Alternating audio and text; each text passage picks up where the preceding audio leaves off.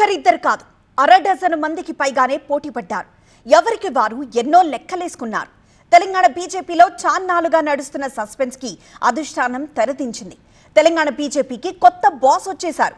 మాజీ MLC senior నేత రామచంద్రరావుకు రాష్ట్ర పార్టీ పగ్గాలు అప్పగించింది హైకమాండ్. పోటీ పడ్డ మిగిలిన నేతలను కాదని అనూహ్య నిర్ణయం తీసుకుంది అధిష్టానం. రామచంద్రరావుకు కలిసి వచ్చిన అంశాలేంటి? లాయర్ సాబ్ ముందున్న సవాళ్లేంటి? తెలంగాణ బీజేపీకి కొత్త సారథి రామచంద్రరావుకు రాష్ట్ర పార్టీ పగ్గాలు. ఆర్ఎస్ఎస్ బ్యాక్గ్రౌండ్ కలిసి వచ్చిందా? బీసీ నినాదం వేళ ఓసీ రాగం. ఎందరో కీలక నేతల పేర్లు, మరెందరో ఉద్దండుల సిఫార్సులు, అవన్నీ లెక్కకు రాలేదు. ఏ లాబియింగులు పనిచేయలేదు. తెలంగాణ బీజేపీ అధ్యక్షుడి ఎంపికలో పార్టీ అధిష్టానం అనూహ్య నిర్ణయం తీసుకుంది. మాజీ ఎమ్మెల్సీ రామచంద్రరావుకు రాష్ట్ర పార్టీ పగ్గాలు అప్పగించింది. ఆర్ఎస్ఎస్ తో పాటు కొందరు సీనియర్ నేతలు ఆయన పేరును బలంగా ప్రతిపాదించినట్టు తెలుస్తోంది. అధికార కాంగ్రెస్ ను ఎదుర్కోవడంతో పాటు పార్టీని బలోపేతం చేయడం, స్థానిక సంస్థల ఎన్నికలు తదితర అంశాలను కొత్త అధ్యక్షుని ఎంపికలో పరిగణలోకి తీసుకున్నట్టుగా తెలుస్తోంది. పార్టీ ఆదేశాలతో రామచంద్రరావు ఒక్కరికే నామినేషన్ వేసే అవకాశం దక్కడంతో ఆయన ఎన్నిక ఏకగ్రీవమైంది.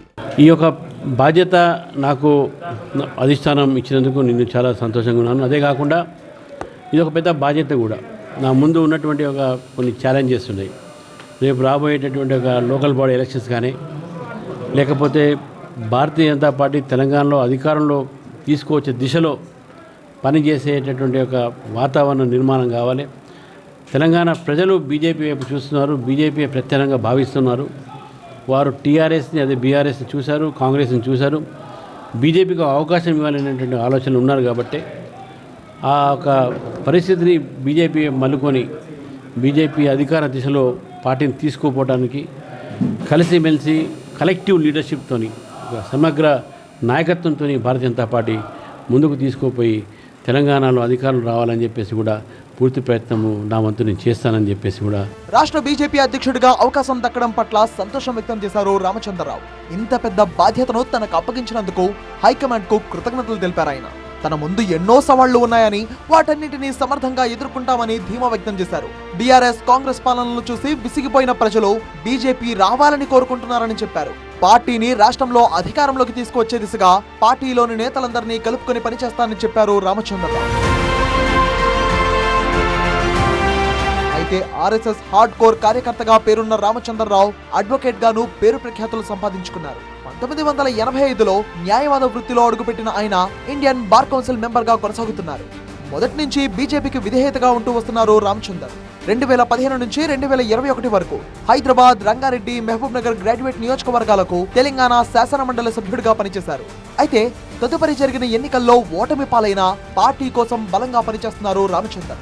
ఆయన తెలంగాణ బీజేపీ సభ్యత్వ డ్రైవ్ ఇన్ఛార్జ్ గా పనిచేస్తున్నారు.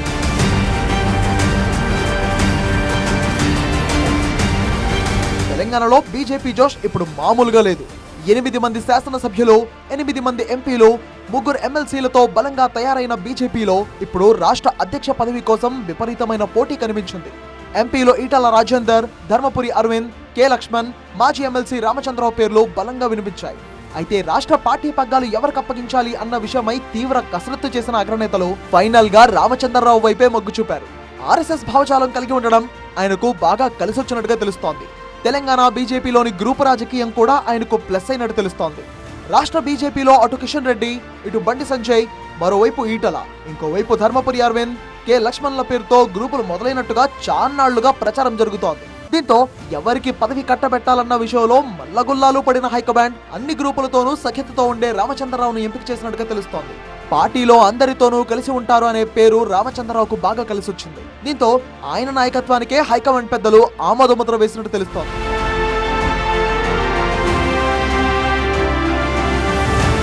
కీలక నాయకులంతా పోటీ పడిన వేళ అనూహ్యంగా రామచంద్రరావుకు ఛాన్స్ దక్కింది.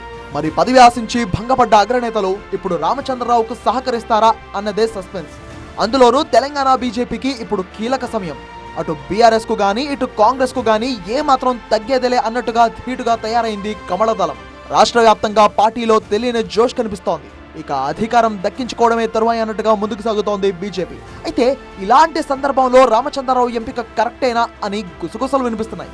అయితే రామచంద్రరావు నియామకానికి రాష్ట్ర పార్టీలో మెజారిటీ వర్గం ఓకే చెప్పిన తర్వాతనే హైకమాండ్ ఈ నిర్ణయం తీసుకున్నట్టుగా తెలుస్తోంది. అయితే పార్టీ అధ్యక్షుడిగా అధిష్టానం ఎవరిని ఎంపిక చేసినా అందరం కలిసి పనిచేస్తున్నామని చెప్తున్నారు నేతలు. పార్టీ తరఫున అధ్యక్షులుగా ఎవరు నామినేషన్ చేసినా పార్టీ డెసిషన్కి పూర్తిగా కట్టుబడి ఉన్నాము. రానున్న కాలంలో పార్టీని పూర్తిగా బలపరిచే పని చేస్తాము. ఎవరేమనుకున్నా బండి సంజయ్ వచ్చాక తెలంగాణ బీజేపీలో ఊహించని జోష్ వచ్చింది. అంతేకాదు 2019 నుంచి 2023 మధ్య పార్టీ గ్రాఫ్ అమాంతం పెరిగింది. అధికారం మనదే అన్నంతలా కమలదళంలో కాన్ఫిడెన్స్ వచ్చింది. కానీ అనూహ్యంగా 2023 ఎన్నికలకు ముందు ఆయన్ను అధ్యక్ష బాధ్యతల నుంచి తప్పించిన హైకమాండ్ కిషన్ రెడ్డికి అప్పగించింది. దీంతో అధికారంలోకి రావాల్సిన పార్టీ కేవలం 8 స్థానాలకే పరిమితమైంది అన్న వాదన కాషాయ వర్గాల్లో వినిపించింది. ఆ తర్వాత ఊహించని విధంగా 8 ఎంపీ స్థానాల్లో గెలిచి పట్టు నిలబెట్టుకున్న కాషాయ పార్టీ 2028లో అధికారమే లక్ష్యంగా పావులు కదుపుతోంది. ఇలాంటి పరిస్థితుల్లో మరోసారి కిషన్ రెడ్డిని తప్పించి ఇలా రామచంద్రరావుకు పగ్గాలు అప్పగించడం చర్చనీయాంశమవుతోంది.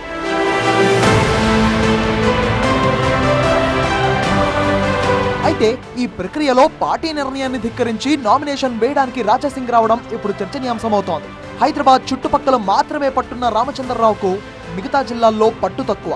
ఇప్పుడు ఆ హైదరాబాద్ లో ఉన్న ఏకైక ఎమ్మెల్యే రాజాసింగ్ వ్యతిరేకంగా వ్యవహరించడం తీవ్ర చర్చనీయాంశమవుతోంది. కట్ చేస్తే ఏకంగా బీజేపీకి రాజీనామా చేస్తున్నట్టు ప్రకటించారు రాజాసింగ్. కానీ ఇవాళ కిషన్ రెడ్డి గారికి అదేవిధంగా కేంద్ర మంత్రి వచ్చిన మేడం గారికి లిఖిత రూపంలో ఒక లెటర్ నేను ఇస్తున్నాను. కిషన్ రెడ్డి గారికి ఒక మాట చెప్పి వస్తున్నాను, మీ చేతి నుంచే ఇవాళ భారతీయ జనతా పార్టీలో నేను జాయిన్ అయినా, నేను నా రాజీనామా మీ చేతికే ఇస్తున్నా, ప్లీజ్ మీరు యాక్సెప్ట్ చేయండి అని కిషన్ రెడ్డి గారికి ఒక లెటర్ ఇచ్చి వచ్చిన రిజైన్ లెటర్ పార్టీ. ఇలాంటి సవాళ్లను రామచంద్రరావు ఎలా ఎదుర్కొంటారు అన్నదే ఇప్పుడు ఆసక్తికర అంశం.